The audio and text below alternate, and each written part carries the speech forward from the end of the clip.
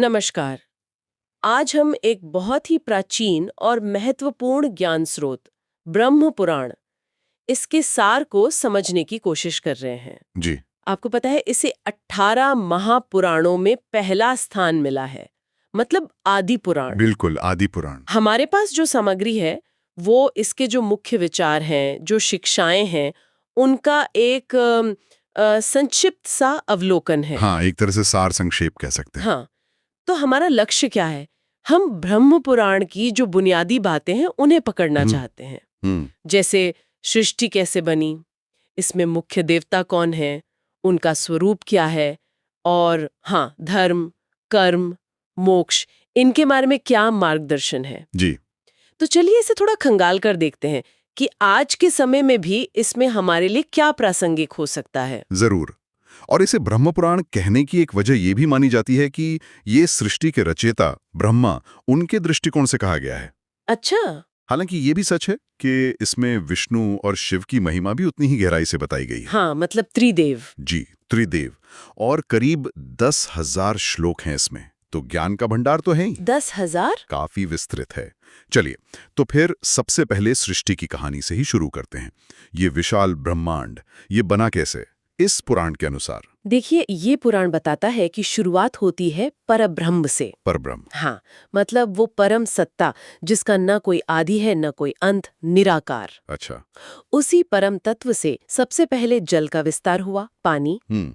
फिर उस जल में प्रकट हुआ हिरण्यगर्भ, मतलब शाब्दिक अर्थ है सोने का गर्भ या सोने का अंडा। अच्छा, हिरण्यगर्भ, सोने का अंडा, ये ब्रह्मांड का बीज जैसा हुआ। हाँ बिल्कुल, उसे आप ब्रह्मांड का बीज या आरंभिक बिंदु समझ सकते हैं। फिर इसी हिरण्यगर्भ से ब्रह्मा जी उत्पन्न हुए। ओके। और फिर ब्रह्मा जी से मनु, अलग अलग प्रजापति, ऋषि, देवता, असुर, और ये जो पूरा जगत हम देखते हैं वो सब। एक पूरा क्रम बताया गया है। ये दिलचस्प है, लेकिन मैंने ये भी सुना है कि इसे आद्य सूर्योपासना पुराण भी कहते हैं। जी हाँ। सूर्यदेव पर इतना जोर क्यों? आमतौर पर तो हम त्रिदेव पर ही ज्यादा ध्यान देते हैं, है ना? सही कहा आपने। ये इस पुराण की एक बहुत खास बात है।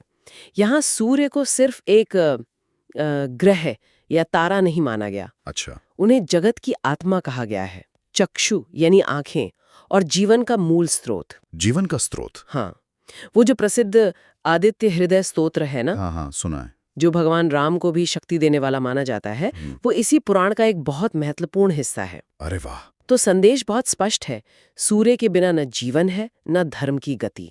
वो ऊर्जा है, चेतना है, साक्षात ब्रह्म का प्रतीक है। समझ गई। सूर्य का ये केंद्रीय महत्व तो है ही, लेकिन फिर पुराण त्रिदेव के जो बाकी दो स्तंभ है, विष्णु और शिव, उन पर कैसे बात करता है? हाँ, उनकी भी महिमा है। क्या उनकी भूमिकाएं अलग-अलग हैं या सब एक ही हैं? पुराण ये स्पष्ट करता है कि विष्णु जो है वो जगत के पालन करता है। पालन करता। उनका वो नीलवर्ण स्वरूप, शेषनाग पर लेटे हुए नारायण। हाँ।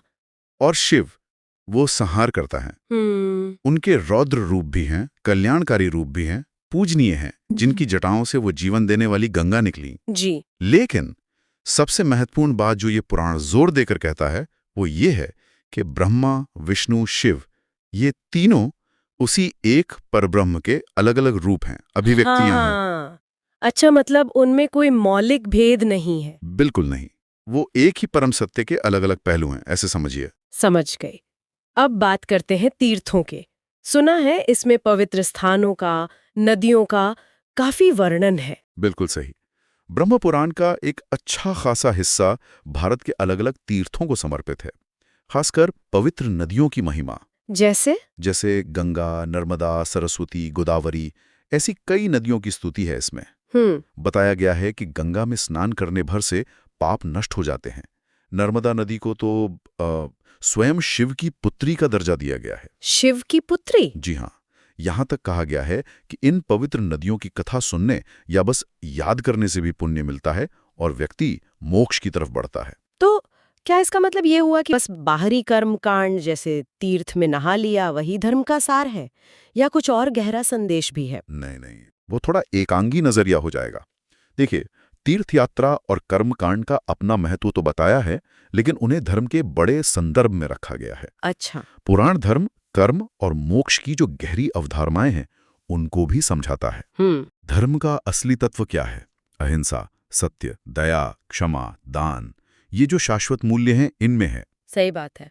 पुण्य कर्म वो है जो बिना किसी स्वार्थ के लोक कल्याण की भावना से किया जाए। और जीवन का अंतिम लक्ष्य सिर्फ स्वर्ग जाना नहीं है, बल्कि जन्म मरण के इस चक्र से पूरी तरह मुक्त हो जाना, मोक्ष पाना, जिसके लिए ज्ञान, भक्ति, वैराग्य ये सब भी जरूरी माने गए हैं। ये तो गहरी बात है। इसके अलावा क्या इसमें भूगोल, देवियों की महिमा या भविष्य जैसे कलयुग, इसके बारे में भी कुछ संकेत है? हाँ, संक्षेप में इन विषयों पर भी बात हुई है।